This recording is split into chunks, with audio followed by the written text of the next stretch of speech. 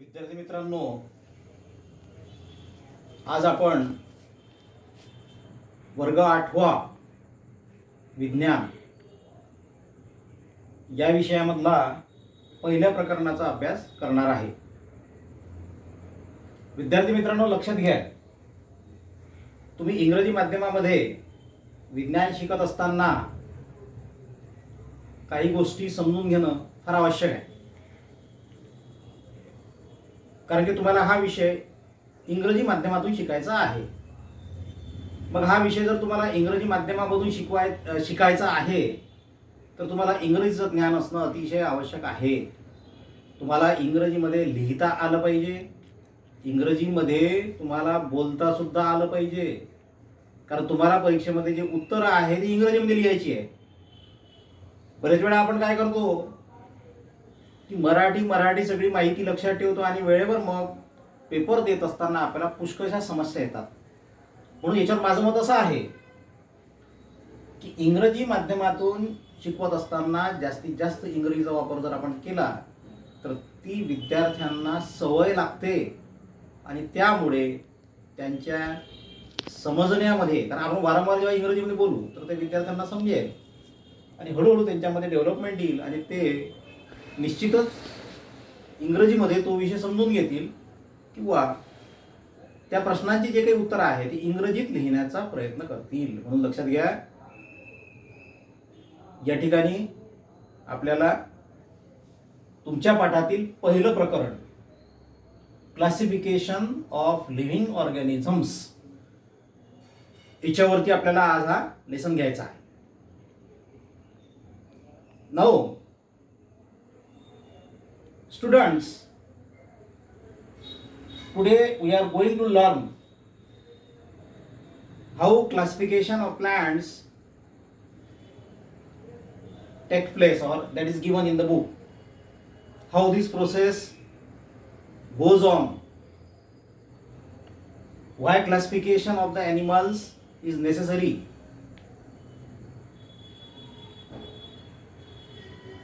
Students, do you know that in the ancient time plants were not included in the living organism? वनस्पतींना living मध्ये घेतलेलं नव्हतं. Then there was one scientist whose name was Jagdish Chandra Bose, Dr. Jagdish Chandra Bose. He explained that plants are living organisms and these plants have different organs, and so these plants, you can say it is a living organism. Now when we classify the different living organisms, means living organism means plants, animals and other animals also. Now which are they, how they are classified, that you will see step by step. When the process of classification was in process in the ancient times, in the 18th century, when the process was in process of classification, at the first time the scientist who has given the classification, the name of that scientist is Haeckel. Haeckel is the scientist who gave you the classification of organism for the first time. He said that there are only 3 parts in the classification. First one is Protista, second one is plants, and third one is animals. Now at the second step, the second scientist is Chatton. Chatton has told us that there are 2 types of the animals: prokaryotes and second one is eukaryotes. Prokaryotes and eukaryotes. Third scientist, the name of that scientist is Copeland. This Copeland, he mentioned that there are the 4 different types of the living organisms: Monera, Protista, plants and animals. And the discovery or the further classification regarding this, it was done by Whittaker. Now Whittaker has given us the classification according to five kingdom. That means he accepted the classification given by Copeland, but in that he added microorganisms. Means the four classes that are given here, given by the Copeland, they were accepted by Whittaker, but Whittaker added one class. The name of that class was microorganisms, in which there is bacteria, protozoa, fungi, algae and viruses. विद्यार्थी मित्रांनो लक्षात घ्या, या वनस्पतींचं classification living ऑर्गॅनिजमचं classification कसं केलेलं आहे हे तुम्ही व्यवस्थितपणे समजून घ्या. कसं आहे, तुम्ही नुकतेच आता 7वीतून 8वीत आलेले आहे, तर इंग्रजी ऐकत असताना तुम्हाला कदाचित थोडं कठीण वाटत असेल. विद्यार्थी मित्रांनो लक्षात घ्या, वारंवार तुम्ही जेव्हा वर्गामध्ये अशा प्रकारचं इंग्रजी ऐकत जाल तर निश्चितच तुमचा शिक्षक काय बोलत आहे हे तुम्हाला निश्चितच समजेल. आणि म्हणून मी पुन्हा एकदा हे रिपीट करतो की याचं जे क्लासिफिकेशन आहे लिव्हिंग ऑर्गॅनिझम ते कसं करण्यात आलं, कोणी कोणी केलं. पहिला शास्त्रज्ञ आहे तो हॅकेल, दुसरा आहे तो चॅटन, तिसरा आहे तो कोपलँड, चौथा आहे तो विटाकर. आता या चारही शास्त्रज्ञांनी जे संशोधन केलेलं आहे याच्यामध्ये विटाकर जो आहे तो अतिशय महत्त्वाचा क्लासिफिकेशन, म्हणजे त्याचं क्लासिफिकेशन महत्त्वाचं म्हटल्याविषयी याचं क्लासिफिकेशन आपण मान्य केलेलं आहे. त्यांनी जे आपल्याला 4 गट सांगितलेले आहे, मोनेरा, प्रोटिस्टा, त्याच्यानंतर प्लॅन्ट्स, नंतर ॲनिमल्स आणि 5वं आहे micro organism.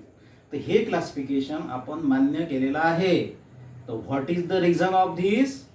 Because all the living organisms they are included in this classification. There is not single organism which is not included. All living they are included. Then prokaryotes and the eukaryotes, they are separately mentioned in this. Fungi, they are separately mentioned from the plants, and there was no change in the subdivision from the previous methods. लक्षात घ्या विद्यार्थी मित्रांनो, विटाकरचं classification आपण मान्य का केलेलं आहे त्याचं कारण लक्षात घ्या. हे तर तुम्हाला पुस्तकातून लिहायचं आहेच, परंतु हे लक्षात ठेवत असताना त्याचा कॉन्सेप्ट काय आहे ते लक्षात घ्या. सगळ्यात पहिला कॉन्सेप्ट त्यांनी हे दिलेला आहे का याच्यामध्ये सगळ्या सजीवाचा समावेश झालेला आहे, पहिली गोष्ट. दुसरी गोष्ट म्हणजे याच्यामध्ये प्रोकार्योट्स आणि युकार्योट्स हे वेगवेगळे सेपरेटली मेन्शन केलेले आहेत. तुम्ही चित्रावरून नंतर आपण क्लासिफिकेशन बघू, तिथून तुम्हाला दिसेलच ते. त्यानंतर याच्यामध्ये फंजाय आणि प्लॅन्ट्स हे वेगवेगळे दाखवलेले आहे. लक्षात घ्या. आता फंजाय म्हणजे काय तुम्हाला समजावून सांगतो.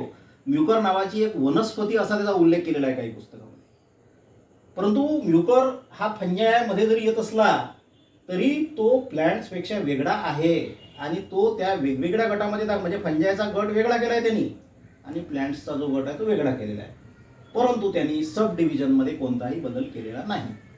आता हे जे क्लासिफिकेशन आहे जे मी तुम्हाला आता सांगितलं हे आपण एका डायग्रामच्या सहाय्याने थोडंसं आपण या ठिकाणी बघू की क्लासिफिकेशन कशा प्रकारे केलेलं आहे.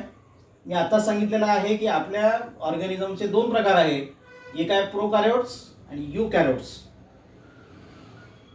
प्रोकॅरियोट्स आणि युकॅरियोट्स हे 2 महत्त्वाचे गट आहेत. Then prokaryotes they are divided into unicellular and the name is monera and the examples are bacteria and spirogyra. या प्रोकॅरियोट्सला युनिसेल्युलर म्हटलेलं आहे. युनिसेल्युलर म्हणजे एका पेशीपासून बनलेले ऑर्गॅनिझम्स. आणि याच्यामध्ये जो त्यांनी समावेश केलेला आहे याच्यामध्ये ह्या पहिल्या गटामध्ये इकडच्या फक्त बॅक्टेरिया किंवा स्पायरोगायरासारखे असे वनस्पती किंवा प्राणी ज्याच्या सेल्स डेव्हलप नसतात, ज्याचं न्यूक्लियस डेव्हलप नसते.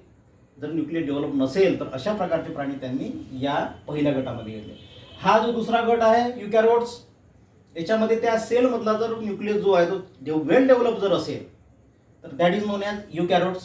Now in the eukaryote there are the 2 different divisions. One is unicellular and another one is multicellular. Unicellular means the animals which have only one cell, that is protista. Again example is amoeba. If multicellular is there, there are the 3 types of multicellular. Means the animals in which there are more and more cells in the body. Man, your cell म्हणजे मानवाचं उदाहरण जर तुम्ही घेतलं मानवामध्ये अनेक cells असतात. So the man is multicellular. In this multicellular there are different examples: fungi, yeast, mucor, plants and animals. Now, according to this classification, you can see that all the types of the plants, animals and different living organisms, microorganisms, they are included in this. And so, from this you can say that the classification of the total animals has been done according to this process, and this total process is known as classification of living organisms. तर विद्यार्थी मित्रांनो, हे तुम्हाला मी जी काही माहिती दिलेली आहे, हे जर तुम्हाला समजली नसेल तर त्याच्याऐवजी आता तुमचं इंग्रजी माध्यमाचं जे पुस्तक आहे की नाही, तर एक आपल्या मित्राचं मराठी माध्यमाचं पुस्तक बघा. त्याच्यामध्ये या पहिल्या लेसनचा जो कंटेंट आहे, पहिले इंग्रजीत वाचा घरी, आणि तो समजला नसेल तर मराठीमध्ये त्याचं भाषांतर जे आहे ते सुद्धा वाचा. म्हणण्याचा अर्थ कसा आहे की तुमचा कन्सेप्ट क्लिअर झाल्याशिवाय तुम्हाला ते समजल्याशिवाय ते तुम्हाला लिहिता येणार नाही, आणि लिहिल्याशिवाय परीक्षेत तुम्हाला मार्क्स मिळणार नाही. इंग्रजी माध्यमामध्ये शिकत असताना हा एक प्रॉब्लेम तुम्हाला येऊ शकतो, पण हा प्रॉब्लेम नाही आहे. याला आपण प्रॉब्लेम नाही म्हणू शकतो. कारण सांगतो, आता सुरुवात आहे, तुमचा पहिला धडा आहे.